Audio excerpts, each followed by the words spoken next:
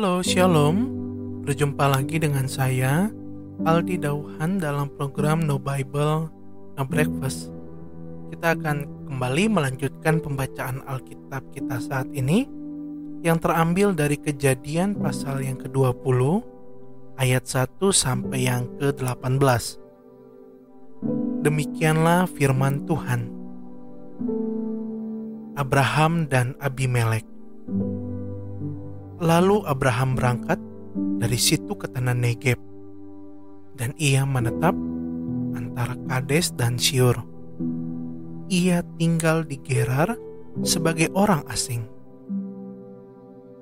Oleh karena Abraham telah mengatakan tentang Sarah, istrinya, "Dia saudaraku," maka Abimelek, raja Gerar, menyuruh mengambil Sarah.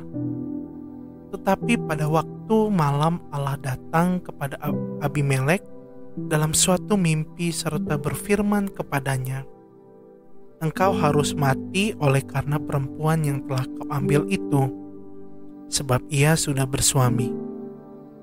Adapun Abimelek belum menghampiri Sarah.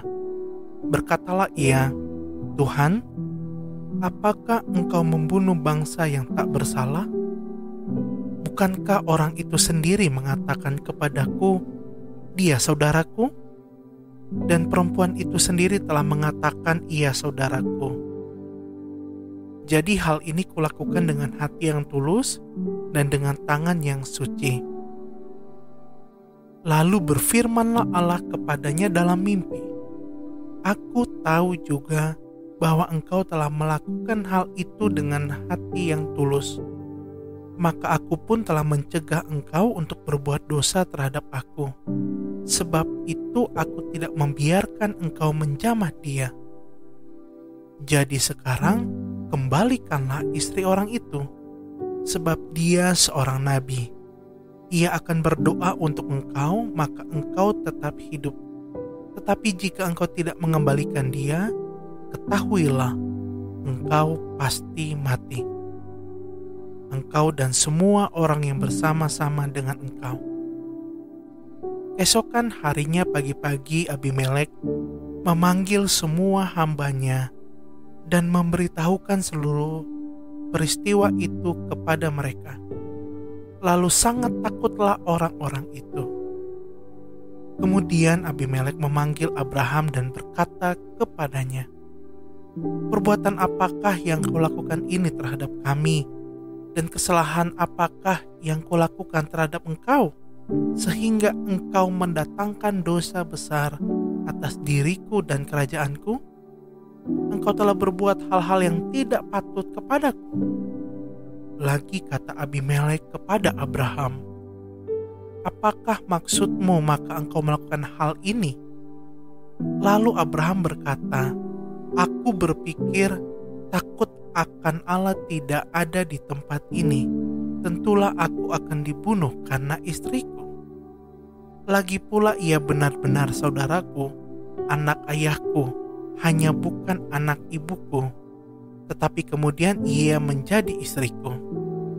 Ketika Allah menyuruh aku mengembara keluar dari rumah ayahku, berkatalah aku kepada istriku, 'Tunjukkanlah kasihmu kepadaku, yakni katakanlah tentang aku di tiap-tiap tempat di mana kita tiba, ia saudaraku.' Kemudian Abimelek mengambil kambing domba dan lembu sapi, hamba laki-laki dan perempuan, lalu memberikan semuanya itu kepada Abraham. Sarah, istri Abraham, juga dikembalikannya kepadanya.